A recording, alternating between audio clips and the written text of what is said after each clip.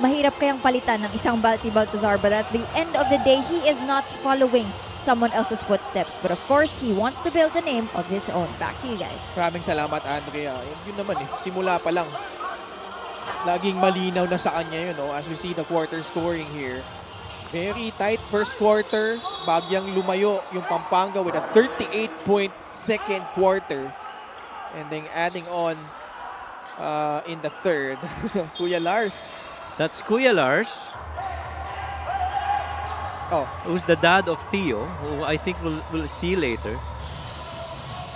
Pero to your point, si Coach Pedic has done all the best that he could to try and tama naman yun. Ang hirap naman palitan ng Balti Baltazar. Hindi ganun kadaling makakakuha. Kaya it's been a collective effort for the Pampanga Giant Lanterns, if you ask me. And I don't recall, as you see that good finish by J-Mo Egules. When you look at their games where they lost, I don't think they've lost huge double digits. The most deficit that they've lost is actually 14 points. In double digits only in 2 games. Against Zamboanga where they lost by 13. And then against Abra where they lost by 14. And that to me, without a Balti Baltazar, is already an achievement in itself. Derecho until that last second dish, Renz Palma to J-Mo Eguilos. Si Renz Palma. Tama. Tama na. Okay na. I got you. Okay na. 17 puntos ang labang, 88-71. Arboleda is joined by Joseph Terzo, Wawi Escocio, Jeff Comia, and Raymart Escobedo. Harold Mintes galing sa 3. Palma nakuha yung rebound. Siya na rin magbababa dito. Oh, layo. Allen Mina, di nasalo ng maigi yung pasa doon. A miscom between Allen and Renz because Renz was thinking deep in the corner. Samantalang ito naman si Allen, parang more comfortable lifted a little bit than that deep corner side. Kasi kanina twice tumira siya doon, nahirapan siyang makabasket. Comia now against Chris Lalata. Oh! The crossover, eluding the defense of Chris, but met by a plethora of defenders. Now it's Escocio, multiple pump fakes, and sent back to the friend zone by Chris Lalata, and it leads to a fast break layup by Renz Palma. Oh, forget it. Renz Palma, that side of the floor. Medyo nadulas pa yun bago siya mag-elevate. I thought he could have gone a little bit higher, pero nadulas on that takeoff. Good thing is, basket pa rin para kay Renz. 90-71. 19-point lead. Joseph Terzo missing the jumper from the outside. Andre Armenion. Renz Palma free for a free. No good. Outlet by Arboleda to Escobedo. Oh, wow. Nice shuffle. And the points coming from Raymart Escobedo. Literally froze that defense of Renz Palma. He didn't know where that ball was going, left or right. But Raymart says, "Nah, we're going middle." Oh, Palma finding Eguilos short. Palma gets it back, too strong on that putback attempt. Escobedo balik kay Joseph Terzo. Pulls the trigger. No. Rebound Pampanga. Under 7 minutes left. Ahead by 17 points. Andre Armenion gets to his spot. Left it short. Chris Lalata, wala. Nasa kanya pa rin. Nalunod siya doon sa ilalim. Sobrang lalim. 4-on-4. Jeff Comia lost it. Eguilos. Muntik ng maagaw, but Palma is free. 2 points plus a foul away from the basketball. As Arboleda and Chris Lalata get entangled once again. Arboleda's done. That's number 5. Mabigat for Davao Occidental. Now down to 11 players. You see that drive right there. Ganda ng tawag dyan, Gortat screen nito ni Chris Lalata, and he got pulled down by Harold Arboleda. Not a good foul at all by Harold. He could have just given it up and then run the other way. Fouling out, 2 points, 5 rebounds.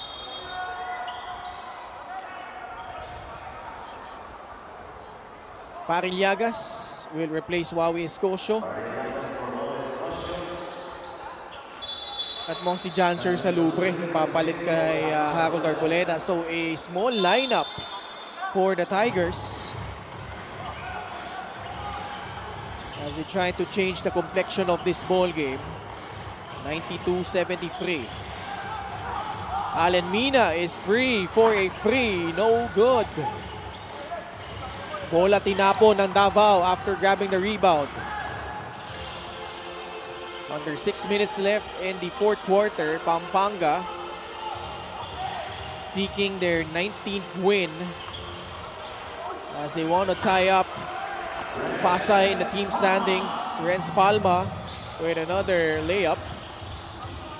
Renz has been very active here in the fourth quarter. He's got 11 in the game. Lalo na dito sa fourth quarter, talagang sumabao ito si Renz Palma. When you consider, Coach Mike, Caloocan just lost yesterday against Ilagan Isabela. That's why they are tied with Pampanga and Pangasinan at 18-8. Tomorrow, Pasay and Pangasinan will play against different opponents. Pasay versus Imos. Pangasinan has a much tougher assignment in Rizal, although they will play at home tomorrow on Rosales as Renz Alcoriza scores. So again, yung kahigpitan dun sa karera para sa 4, 5, and 6 in the North, at ayaw mo mapabilang na ikaw yung kaisa-isang team na kailangan pang dumaan sa play-in. Correct.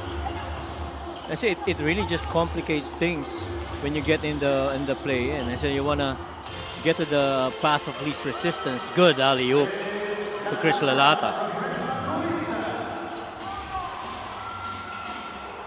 98-73. And when you look at how Ilagan Isabela fared against those teams we've mentioned, Pampanga, Pangasinan, Caloocan, and Pasay. Well, they beat Caloocan. They lost to the other three. But all of those games were pretty much competitive. Very true.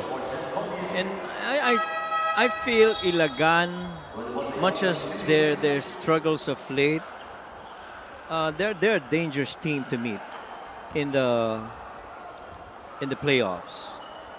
And the reason that I say that is they've gone up really good against the other big teams, and that team, in my opinion, similar to Bacolod, who's gonna see action later on, walang give up yung mga yun eh.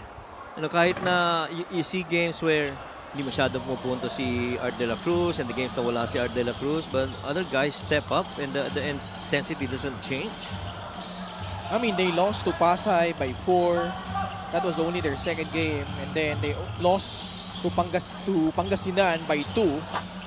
And then losing out to Pampanga just by 5. So yung average losing margin, napakaliit among those three teams. And then, kamakailan lang, tinalo nga nila yung Caloocan by 13. And they did it on the home floor of Caloocan. Exactly. And katulad nga ng sinasabi natin, those guys never get counted out in games. Although, again, just going back and shifting our focus once again dito sa Pampanga, they have winnable games after this one. Bulacan, although they go up against Muntinlupa, who is also desperate to not only snap their losing skid, which is the second worst in the league right now, but also, despite all those, they're still pretty much in the picture na maka-advance pa rin towards the play-in. Correct. At saka, importante talaga dito ma-avoid mo yung play-in for the Giant Lanterns, and so they want to secure this. Meantime, ito namang Davao really just knocking on that door in the hope that they get entry into the play-in. 98-75. 23-point lead. Well, Davao, well, unless they make some sort of comeback here, even if they go on and drop this ball game, they still have 3 games remaining. They're tied with Cebu and Muntinlupa and Sarangani in terms of wins. Yeah, it's 10 and 16 right now. Oh, sorry. Yeah, 10 and 15. If they lose this, they'll be on 10 and 16. So they should tie with Muntinlupa. Yeah. Cebu kasi 10 and 18 na eh. Oh yeah, that's so, right. Actually, Cebu and Sarangani, the best finish that they could have is at 11 wins. So at least yung Davao sa Muntinlupa, they still have 3 more chances to, actually 2 more chances for Muntinlupa. Davao has 3 more. Kasi the hope is, if yung mga teams na minention mo that's batting up for the last slot, the hope is to get to at least win number 10, and yung mga ahead sa kanila is, you know, they lose their remaining games. Salubres pass to Bonleon for 2. Davao still behind though by a considerable margin. We have a timeout by Pampanga.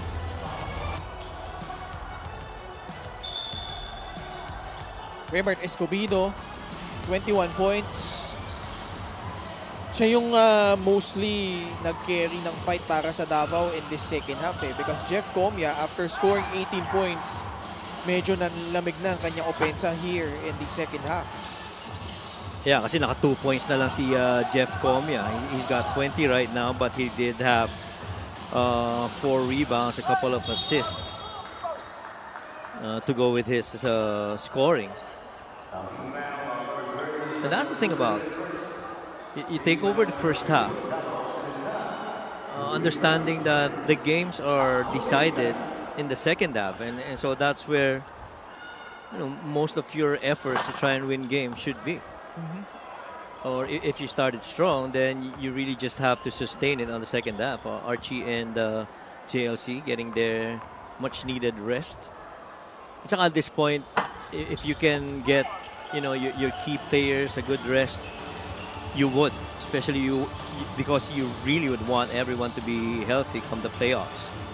Actually, si Archie saka si Larry Muyang hindi na naglaro nitong second half eh. Yes. They only played the entire second quarter. That was it. That's right. Muyang had 9 points, 5 rebounds, 4 assists, while Archie Concepcion had 5 points in that entire second period. Yeah, but yung laro nila yon was enough to get separation, lalo na dun sa bench scoring. 47 versus 19 yung bench scoring that time. And talagang napakalaking tulong naman yon. It helped, you know, get that good rhythm and that flow. And I felt that heave of that 3 to end the first half by CJ Delfino really helped the Giant Lanterns gain a good momentum heading into the second quarter. At yun naman yung gusto mo, kung ikaw yung Pampanga, no, na ito mukhang may goaltend laban sa Davao Occidental na Coach Mike. Di ba? Yes. Yung top 2 scorers mo, hindi masyado naglaro, pero yung iba, pinakita na they could still handle their business against Davao Occidental as we have a timeout here with 1 minute and 39 left. Pampanga looks like they will cruise to their 19th victory, while Davao looks like will drop their assignment here. And we'll be back after the short break. These are the remaining games of the Davao Occidental Tigers. September 23 versus Manila Batang Quiapo. September 25 against the Abra Solid North Weavers. And on the 29th, they will square off against the Quezon City Galleries Taipan. And so considering yung remaining na ano nila na yun, na assignments, and where they are at right now, which is this is an impending loss, so they should end up with 10 and 16. at best, if they win over Manila and Quezon City, they'll get to 12 and 16. And the question though is that, will that be enough for them to land in the play-in? 181. Chancer Salubre. Little bit too late though. Yes. Alam mo itong Giant Lanterns, much as this is a really good win for them, talagang nakikita mo na kahit na wala at hindi masyado nakapaglaro ng quarter ang kanilang mga key starters. Oh, what a finish by CJ Delfino. Oh. I was gonna say, you know, the other guys really stepped up for them. Oh, kapilang na dyan, si CJ Delfino. Alam mo, pre-game ni Andrea kanina, baka may kakaiba na naman mangyari. Eh, nangyari na nga. Oo. Oh! Yung half-court shot kanina ni CJ Delfino. Chancer Salubre. That will roll out. He try to get it back. Wala pa din. Now, for Davao, they still have that inside track for that play-in spot. They have Manila Knicks, then Abra. While Muntinlupa, ang mga makakalaban pa nila, Quezon at Pampanga. Yes. Cebu naman has Bacolod on their remaining schedule, while Sarangani, they still have Caloocan. While Imus, they'll play Pasay tomorrow, and then they'll go up against Quezon and Pangasinan to round out their campaign. Correct. And so I felt that game against Rizal where Muntinlupa had a good chance to try and, you know, get that win over Rizal. And it puts them in a situation where they must win these remaining games, including that one with Abra, and hope that the other teams battling it out for the final play-in slot lose theirs. That's the final horn for this game between two former champions. One defending their back-to-back titles and taking care of business against the Season 3 champions. Pampanga prevailing over Davao Occidental, and they managed to do that on a strong second half. 6 of 14 shooting, got 5 rebounds, 1 assist, and really the quality of the shot makes and the timing that he did that is really what helped create that separation, especially in the second quarter. And he continued in the third until this game went on the side of the Giant Lanterns. Final score, 102-83, Pampanga winning over Davao Occidental. Let's go courtside to Andrea Indicio.